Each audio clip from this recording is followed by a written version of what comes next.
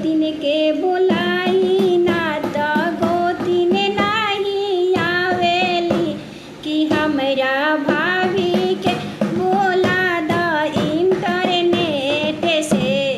बबुआ बाड़े पेट में ना कि हमरा भाभी के बोला द इंटरनेट से बबुआ बाड़े पेट में ना कि सैया